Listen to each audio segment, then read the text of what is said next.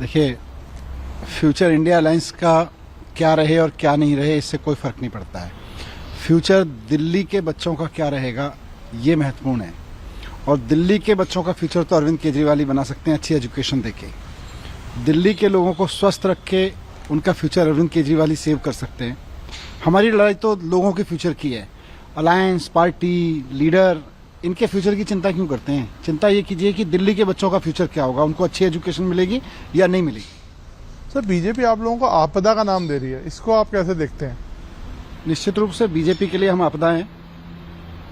BJP Delhi में ना कोई नेता बता पा रही है लोगों को कि साहब देखो हम इसको मुख्यमंत्री बनाएंगे। उनके पास में गाली गलौज नेता हैं, महिलाओं के बारे में अभद्र टिप्पणी करते हैं, गाली गलौज करते हैं, पैसे बांटते हैं, साड़ियां बांटते हैं। तो अब बीजेपी के ऊपर आपदा आई हुई है कि भाई किसको, अरविंद केजरीवाल के सामने किसको खड़ा करें कि कौन चेहरा हो सकता है जो अरविंद केजरीवाल के मुकाबले क्रेडिबल हो सकता है? कोई नहीं है, इश्यूज नहीं है। क्या दोगे दिल्ली को? लोग पूछ रहे हैं भाई हरियाणा में तो तुम्हारी सरकार है, यूपी में तुम्हारी सरकार है, वहां कोई स्कूल ठीक क्या हो तो बताओ। भाई अल्टीमेटली दिल्ली सरकार के चुनाव का मतलब क्या है? दिल्ली सरकार के चुनाव का मतलब है स्कूल, अस्पताल, बिजली, पानी पे काम करने वाली सरकार। लोग कह रहे हैं यार तुमको लॉ एंड ऑर्डर दिया था 10 साल से तुमसे लॉ एंड ऑर्डर ठीक नहीं हुआ, तुमको स्कूल अस्पताल और तुमसे बर्बाद करा लें। तो सर अब मैं आता हूँ पोल्यूशन वाले मुद्दे पे। आपकी पंजाब में भी सरकार है, अब दिल्ली में भी आप 10 साल से हैं, लेकिन पोल्यूशन में बेहतरी कुछ आई है, लेकिन पूरी तरह से अभी उस तरह से नहीं हो पा रहा है। तो कैसे आप दिल्ली को अश्योर करते हैं कि अगली बार आपको चुनेंगे तो पोल्यूशन ठीक रहेगा? देखिए, दिल्ली का जहां तक अपॉर्चुनिटी है पोल्यूशन का, इलेक्ट्रिक बसेज लगा के, इलेक्ट्रिक वाहनों की फ्लीट, ई चार्जिंग बढ़ा के दिल्ली सरकार ने अपना काम पूरा किया है। लेकिन जब दिल्ली सरकार किसी वाहन को, डीजल वाहन को दिल्ली से बैन करती है तो उत्तर प्रदेश की सरकार उसको गाजियाबाद में अलाउ करती है, नोएडा में अलाउ करती है। अब पॉल्यूशन की बाउंड्री तो होती नहीं है कि नहीं साहब एडमिनिस्ट्रेटिव बाउंड्री में जो डीजल वाहन नोएडा में पॉल्यूशन फैला रहा है, गाजियाबाद में फैला रहा है, सोनीपत में फैला रहा है, वो दिल्ली में पॉल्यूशन नहीं आएगा। तो जब तक पूरे नॉर्थ इंडिया को एक होलिस्टिक लुक देखे कि भाई गाजियाबाद में जो पॉल्यूशन फैल रहा है वो भी तो दिल्ली वालों की नाक में जा रहा है। दिल्ली सरकार ने बैन कर दिए, भाई यहाँ डीजल वाहन इस तरह से नहीं चलेंगे, लेकिन गाजियाबाद में चल रहे हैं। तो जब तक इसको पूरे नॉर्थ इंडिया की समस्या के रूप में नहीं देखा जाएगा, और नॉर्थ इंडिया की समस्या पूरे को देखना किसका काम है? सेंट्रल गवर्नमेंट का काम है, वो इसको देख ही नहीं रही। बस दिल्ली पंजाब के नाम पे पॉलिटिक्स करती है, और हरियाणा में और गाजियाबाद में इतना पॉल्यूशन फैला रखा है इन्होंने, उसको ठीक करें ना। पहले आप पंजाब को बोलते थे, अब आपकी वहां सरकार आ गया, पराली का पॉल्यूशन कम कर दिया। पंजाब में आप देखेंगे तो पराली का पॉल्यूशन कम हुआ है, लेकिन आज दिल्ली में दिल्ली का अपॉर्चुनिटी कम कर दिया, पंजाब में पंजाब का पराली के धुएं में अपॉर्चुनिटी कम कर दिया। लेकिन आप सोच के देखो ना, पॉलिटिक्स की जा सकती है दिल्ली और पंजाब के बारे में बात करके कि साहब दिल्ली पॉल्यूशन फैला रही है। यार दिल्ली के साथ साथ पूरे नॉर्थ इंडिया के सारे राज्यों की समस्या है। उत्तर प्रदेश में पराली चल रही है, मध्य प्रदेश में पराली चल रही है, यहाँ बढ़ रही है पराली जलने की घटनाएं। मेन प्रॉब्लम यह है कि चलो 2 सरकारें हैं दिल्ली में, भाजपा आ रही है, भाजपा बता दे उसके पास क्या विजन है, वो बताए और फिर सॉल्यूशन बताए कि भाई हम गाजियाबाद में बैन कर देंगे। बताए तो सही कि गाजियाबाद में पॉल्यूशन वाहन, डीजल के वाहन बंद हो जाएंगे, गाजियाबाद में आनंद विहार बस अड्डे पे इतना पॉल्यूशन हम कम कर देंगे, इतना हम कम कर देंगे। उस पर उनकी कोई बात ही नहीं है, उनकी बात है दिल्ली दिल्ली दिल्ली। सर, ये सीएजी की एक रिपोर्ट जो है, ये आप लोग क्यों नहीं टेबल होने दे रहे हैं? आपने इवन हाई कोर्ट में ही बोला कि अभी हम स्पेशल सेशन नहीं बुला सकते, वेस्ट है। तो अभी स्पेशल सेशन चुनाव में बुलाया भी नहीं जा सकता है, चुनाव के बाद सेशन होगा, प्लेस हो जाएगी। मतलब भारतीय जनता पार्टी ने कोई सीएजी की रिपोर्ट बनाई है अपने दफ्तर में बैठ के, उसको पत्रकारों को बांट रही है, लो जी ये सीएजी की रिपोर्ट है। अरे सीएजी की रिपोर्ट तो मंत्री भी नहीं पढ़ सकता, सीएजी की रिपोर्ट तो मुख्यमंत्री भी नहीं पढ़ सकता, कोई नहीं पढ़ सकता। सीएजी की रिपोर्ट केवल टेबल पर पढ़ी जा सकती है, हाउस पे, विधानसभा में पेश होगी, हो सकता है उसमें हमारी तारीफ लिखी हो, भाई सीएजी ने पहले भी हमारी तारीफ की है, हो सकता है अच्छी बातें लिखी हो, लेकिन एक प्रोसेस है सीएजी की रिपोर्ट को टेबल करने का। अब पता नहीं बीजेपी ने कहीं से अपने आप में हेडक्वार्टर में बैठ के एक टेबल वो रिपोर्ट बनवा ली है सीएजी की, उसी को बांटे जा रही है, बोली ये सीएजी, हो सकता है सीएजी की रिपोर्ट में हमारी तारीफ लिखी हो। मनीष जी, आप फाउंडर मेंबर रहे हैं और आपने बड़ा संघर्ष, आप भी साथ में रहे अरविंद केजरीवाल के, ये बड़ी मूवमेंट बनी, लेकिन हाल कुछ सालों में, लास्ट 2-3 सालों में एक कहते हैं कि इमेज को कोई डेंट पहुंचा है, ऐसा लगता है देखने में कि जैसे लिकर स्कैम हो। चलिए अभी प्रूफ नहीं हुआ है, अभी आपको बेल पे आप हैं, और चाहे वो दूसरे स्कैम्स हों जिनकी बात ये लोग कर रहे हैं, तो आपको लगता नहीं आम आदमी पार्टी की इमेज एक कुछ डेंट हुई है? देखो, आम आदमी पार्टी की इमेज एक ईमानदार नेतृत्व की है, पढ़ी लिखी पार्टी की है, काम करने वाली पार्टी की है, इसमें कहीं कोई डेंट नहीं है। हाँ, भारतीय जनता पार्टी जरूर कोशिश करती रही, पहले काम रोकने की कोशिश करती रही तो काम नहीं रुके, फिर इन्होंने हमारी इमेज खराब करने की कोशिश की, झूठे झूठे केस लगा के जेल में भी डाला। लेकिन जनता को पता है कि यार ये काम करवाने वाले लोग हैं, लोग हमारा काम जानते हैं, लोग जानते हैं कि अगर ये बेईमान होते तो आज बीजेपी की तरह पैसा बांट रहे होते, आके हाथ जोड़ के नहीं कह रहे होते जी हम आपके बच्चे के लिए स्कूल बनवाएंगे, होते कहते पैसा ले लो, वोट खरीद लो। आज बीजेपी वोट खरीद रही है, हम स्कूल के नाम पे वोट मांग रहे हैं। तो सर ये तो बहुत बड़ा एलिगेशन है। आपने इलेक्शन कमीशन को दिया इस बारे में कि कुछ प्रूफ कि बीजेपी पैसा बांट रही है? सारे मीडिया में घूम रहा है, साड़ी बट रही है, पैसा बांट रहे हैं, पैसा बांटने वाला खुद कह रहा है हाँ मैंने बांटा, जूते बांट रहे हैं। एलिगेशन थोड़ी है, ये तो प्रूफ घूम रहे हैं सारे उसमें। इलेक्शन कमीशन कहता है जी हमने टीम भेजी थी, कहीं साड़ी पड़ी मिली नहीं। सर मुझे एक और चीज पूछनी थी, ये शीश महल जिसका नाम लोग यूज करते हैं सो कॉल्ड, मैं भी कहता हूँ कि अगर इस पे आप लोगों को सफाई देनी चाहिए थी पहले, अगर आपको लगता है कि कुछ इसमें ऐसा है नहीं, आप लोगों ने क्यों नहीं दिखाया इसको, रेस्ट एश्योर क्यों नहीं किया पब्लिक को? आप तो ट्रांसपेरेंसी में बिलीव करते हैं। हर एक मुख्यमंत्री का अपना घर है हर एक राज्य में। प्रधानमंत्री जी 2700 करोड़ का महल बनवा रहे हैं, राजमहल बनवा रहे हैं। अब प्रधानमंत्री जी बता दें उसमें, अब ये कोई सफाई देने की चीजें थोड़ी हैं। लेकिन जब भारतीय जनता पार्टी जो अपने आप को देश की क्या दुनिया की सबसे बड़ी पार्टी कहती है, जिसकी 1 दशक से सेंट्रल गवर्नमेंट है, जिसकी 20 राज्यों में राज्य सरकारें हैं, वो जब दिल्ली का चुनाव लड़ रही है तो कह रही है जी हम स्कूल पे बात नहीं करेंगे, हम अस्पताल पे बात नहीं करेंगे, हमने क्योंकि गाजियाबाद में स्कूल नहीं दिखाएंगे, हम नोएडा के स्कूल नहीं दिखाएंगे, फरीदाबाद के, गुजरात के भी स्कूल नहीं दिखा पाएंगे क्योंकि वहां हमने बनवाए नहीं। हम बताएंगे केजरीवाल ने सोने का टॉयलेट बनवाया, ये हम झूठ बोलेंगे। भाई केजरीवाल के सोने के टॉयलेट पे चुनाव लड़ लो। हमने कहा भाई नहीं है सोने का टॉयलेट, बताओ कहाँ है सोने का टॉयलेट। तो स्विमिंग पूल बनवा लिया केजरीवाल ने अपने घर में जो सीएम आवास था, बता दो भाई कहाँ है, मैंने तो देखा नहीं। लेकिन ये अफसोस की बात है कि एक पार्टी, इतनी बड़ी पार्टी, केजरीवाल के सोने के टॉयलेट है कि नहीं है, मतलब केजरीवाल के टॉयलेट में सोने का हैंडल लगा है कि नहीं लगा, इस झूठ पे चुनाव लड़ रही है।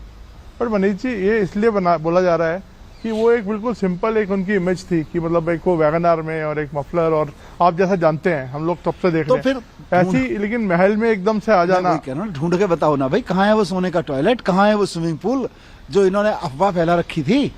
झूठ बेनकाब हुआ ना, झूठ बेनकाब हुआ कि अब मैं बता रहा हूं ना, खोल दो राजमहल, 2700 करोड़ का प्रधानमंत्री जी का राजमहल खोल दो, वहां 200 करोड़ के तो हीरे जवाहरात वाले झूमर लगे हुए हैं, खोल दो उसको।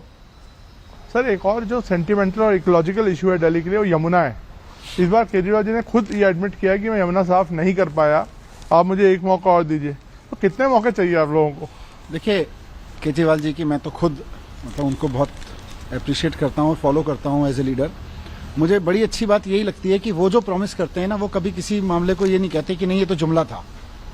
उन्होंने ये नहीं कहा कि जैसे अमित शाह जी ने कह दिया था आके कि भाई ये 15 लाख का तो जुमला था, ऐसे ही बोल दिया था प्रधानमंत्री जी ने, देने थोड़ी ना होते हैं। तो केजरीवाल जी ने ये नहीं कहा कि मैंने जुमला मारा था, बोले हाँ एक दिल्ली वासी होने के नाते दिल्ली में यमुना साफ होनी चाहिए और मेरा भी ख्वाब है कि वो साफ हो और मैं उस पर काम करूंगा। उतना काम नहीं कर पाया जितना करना है, मैं और आगे करूंगा। सर आप लोगों ने महिला सम्मान निधि कुछ तय की है और बुजुर्गों के लिए भी कुछ आप लोगों ने अनाउंसमेंट्स किए हैं, आज स्टूडेंट्स के लिए भी किए हैं। ये चुनाव के मौसम में सब अनाउंसमेंट्स क्यों होती हैं?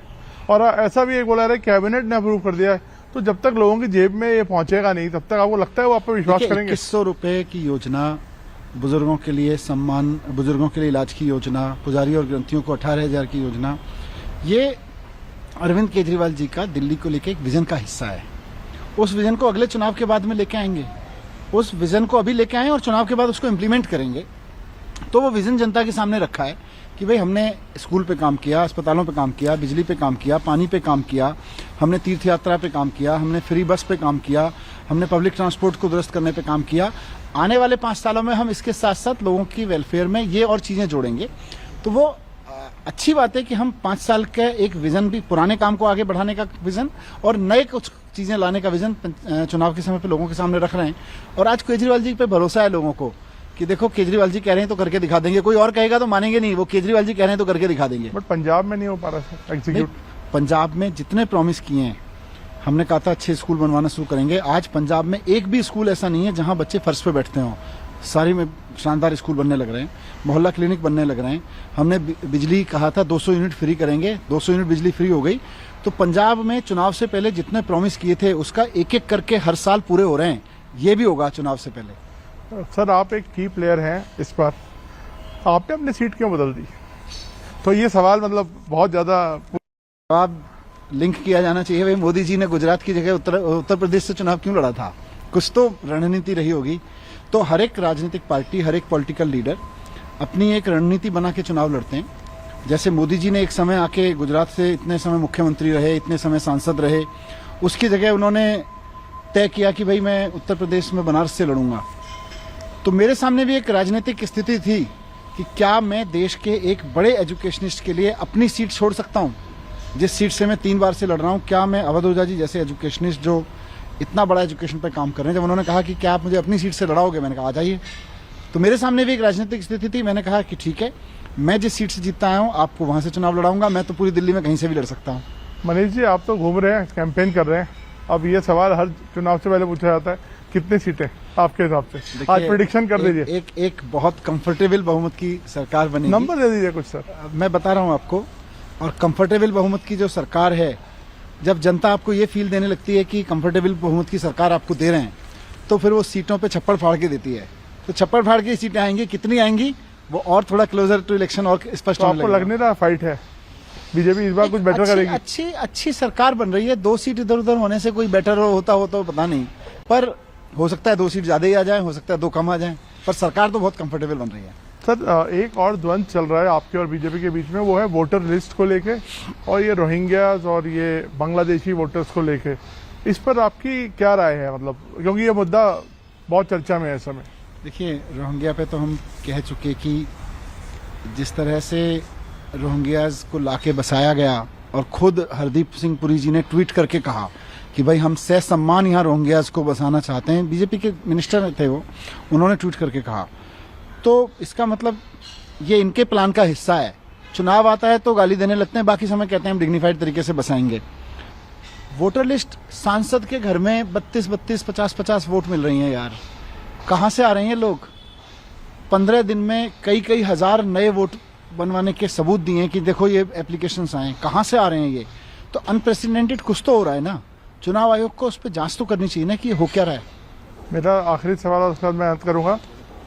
बहुत बार चर्चा में एक वर्ड रहता है फ्रीबीज, और इस बार लग रहा है कि सारी पार्टियां फ्रीबीज पे खेल रही हैं। तो क्या कहते हैं इस पे सर? देखिए, जनता के टैक्स का पैसा है। सत्ता में बैठे हुए लोगों के बड़े बड़े दोस्तों के ऊपर खर्च होने से अच्छा है कि जनता को सहूलियतें मिलें उससे। और अच्छी बात है कि केजरीवाल जी की पॉलिटिक्स बाकी पार्टियों को अब स्वीकार हो रही है कि हाँ यार, पहले हम जिस आदमी का मजाक उड़ाते थे, पॉलिटिक्स तो वो जनता के हित की करनी पड़ेगी। जनता के हित की पॉलिटिक्स का मजाक नहीं उड़ा सकते। लेकिन बात यह है कि भरोसा किसका है? फ्रीबीज देने की बात तो कर सकते हैं लोग। केजरीवाल जी ने तो कह दिया ना, पहले यही लोग केजरीवाल जी का मजाक उड़ाते थे, रेवड़ी रेवड़ी रेवड़ी। केजरीवाल जी ने कहा हाँ मैं रेवड़ी बांट रहा हूँ, मैं दोस्तों को रेवड़ी नहीं बांट रहा, मैं जनता को रेवड़ी बांट रहा हूँ। तो अब ये कह रहे हैं हम भी बांटेंगे, लेकिन अब सवाल है भरोसा कौन बांटेगा? जनता का भरोसा किस पे है? जनता का भरोसा केजरीवाल जी पे है।